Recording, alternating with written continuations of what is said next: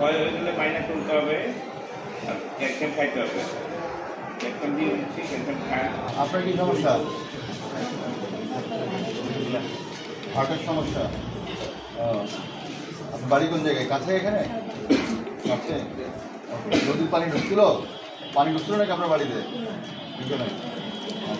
আমাদের এই বাঁধ ভেঙে যাওয়ার পরে মানে এলাকায় পানি ঢুকে মানুষের ঘর বাড়ি ভেঙে গেছে।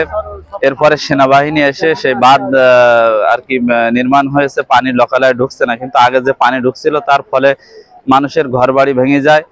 এরপরে পশু পাখি, গৃহপালিত পশু পাখির অনেক ক্ষয়ক্ষতি হয়। সেনাবাহিনী আমাদেরকে ডাক্তার দিয়ে অনেক সেবা দিচ্ছে, আমরা অনেক খুশি। তারা আমাদের অনেক কিছু দিচ্ছে, অনেক সেবা পাচ্ছি তাদেরকে। আর এই মানুষের চুলকানি, তারপরে পানির এই নোনা পানিতে অনেক জীবাণু রোগ আসে, এগুলো দিয়ে ডাক্তার দেখে আমাদের ওষুধ দিচ্ছে, তাদের অনেক ধন্যবাদ আর কি। গত কয়েকদিন আগে, গত ঈদের দিন বেসিক্যালি এখানে আনুলিয়া যে বাঁধটা ভেঙে যায়, তার প্রেক্ষিতে ওই দিন রাতেই আমরা এখানে চলে আসি।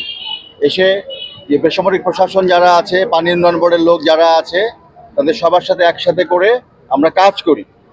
তার প্রেক্ষিতে আমরা ওই যে বাঁধটা রিপেয়ার করতে সমর্থ হই। তো আমি কয়েকদিন আগে ওখানে ভিজিট এসেছিলাম, এলাকার লোকজনের সাথে কথা বলেছি, প্রশাসনের সাথে কথা বলেছি।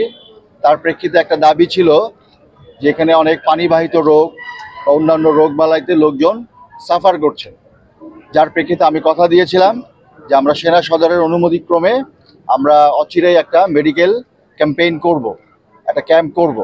তার প্রেক্ষিতেই আমরা এই ক্যাম্পটা করেছি। এখানে সিভিল সার্জন যিনি আছেন, ইউএনও যিনি আছেন, ওনাদের প্রত্যক্ষ সহযোগিতায় আমরা এটা করছি।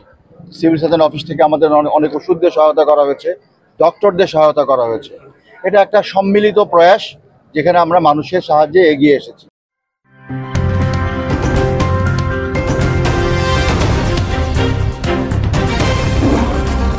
Voice of Tiger.